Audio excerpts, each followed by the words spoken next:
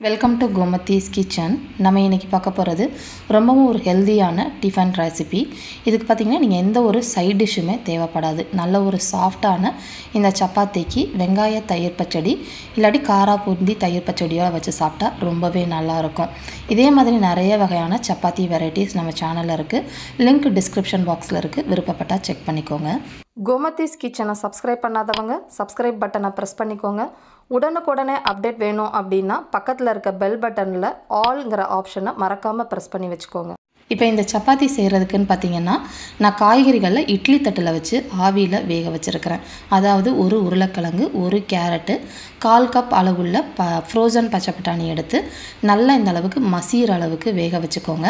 முட்டைக்கோஸ், cauliflower, beans இதெல்லாம் கூட சேர்த்துக்கலாம், ரொம்ப நல்லாயிருக்கும்.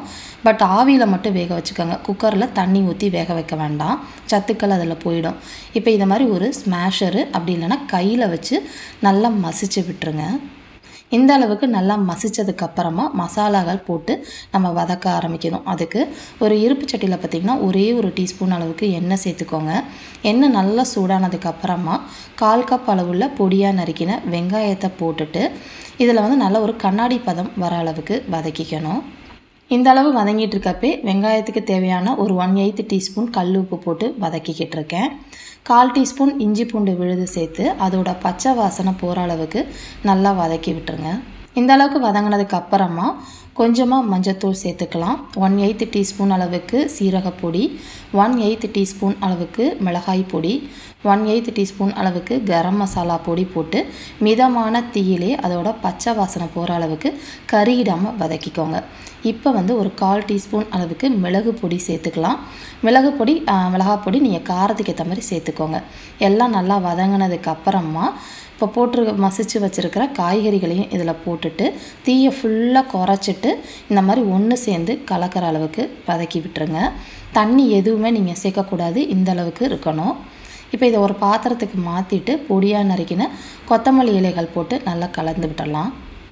இப்போ இதில் பார்த்திங்கன்னா 1லேருந்து 1.5 கப் அளவுக்கு நீங்கள் சப்பாத்தி மாவு, அதாவது கோதுமை மாவு சேர்த்துக்கலாம். நான் இப்போ 1 கப்பு போட்டுட்டு இதுக்கு தேவையான அளவு 1/4 டீஸ்பூன் அளவுக்கு உப்பு சேர்த்து நல்லா இந்த அளவுக்கு நல்லா பிசைஞ்சு விட்டுருங்க. அதுக்கப்புறமா கொஞ்சம் கொஞ்சமாக தண்ணி தெளித்து நம்ம சப்பாத்தி மாவு கன்சிஸ்டன்சிக்கு சாஃப்டான மாவாக பிசைஞ்சுக்கலாம். இதை நீங்கள் ஊற வைக்கணும்னு அவசியம் கிடையாது. இதுக்கு பார்த்திங்கன்னா ஒரு மீடியம் சைஸ் சப்பாத்தி ஒரு 11 சப்பாத்தி உங்களுக்கு கிடைக்கும். இதுக்கு திரட்டுறதுக்கு வரமாவு கொஞ்சம் எடுத்துக்கோங்க. அதில் ஒரே ஒரு தடவை மட்டும் வச்சுட்டு நல்லா திரட்டி எடுத்துக்கலாம். இது ரொம்ப திக்காக போட வேணாம், ஓரளவு இந்த அளவுக்கு இருந்தால் சரியாக இருக்கும். நீங்கள் இந்த மாதிரியே செஞ்சு கொடுக்கலாம். அப்படி இல்லைன்னா இந்த மாதிரி ஒரு குக்கி கட்டர் இல்லை நீங்கள் வீட்டில் ஏதாவது ஷார்ப்பாக உள்ள பவுல், பிளேட் ஏதாவது வச்சுருந்தீங்க அப்படின்னா, மூடி ஏதாவது இருந்துச்சுன்னா இந்த மாதிரி கட் பண்ணி கொடுத்தீங்கன்னா பசங்களுக்கு டிஃபன் பாக்ஸ்லேயோ இல்லை வீட்டில் சாப்பிட்றப்பையும் அவங்களுக்கு ஒரு வித்தியாசமாக ரொம்ப ஈஸியாகவும் சாப்பிட்டு முடிச்சுடுவாங்க. இப்போ பார்த்திங்கன்னா ஒரு 5 சப்பாத்தி நான் செஞ்சு முடிச்சிட்டேன். சப்பாத்தியை பொறுத்த வரைக்கும் சப்பாத்தி கல் நல்லா சூடாக இருக்கணும், அதுக்கப்புறமா தான் போடணும். போட்டிங்கன்னா சப்பாத்தி நல்லா சாஃப்டாக வரும். தேவைக்கேற்ற எண்ணெய் இல்லாட்டி நெய் சேர்த்து இந்த அளவுக்கு கோல்டன் ஸ்பாட்ஸ் வர அளவுக்கு வேக வச்சுக்கோங்க. ரொம்ப ஈஸியான ரொம்பவும் ஹெல்தியான மசாலா சப்பாத்தி. இதே மாதிரி அளவுகளோட இந்த சப்பாத்தியை நீங்களும் செஞ்சு பாருங்கள். செஞ்சு பார்த்துட்டு எப்படி இருக்குங்கிறத கமெண்ட் பண்ணுங்கள். வீடியோ பிடிச்சிருந்தாலும் கமெண்ட் பண்ணுங்கள், லைக் பண்ணுங்கள், ஷேர் பண்ணுங்கள். மறக்காமல் கோமதிஸ் கிச்சன் சேனலை சப்ஸ்கிரைப் பண்ணி வச்சுக்கோங்க. தேங்க்ஸ் ஃபார் வாட்சிங்.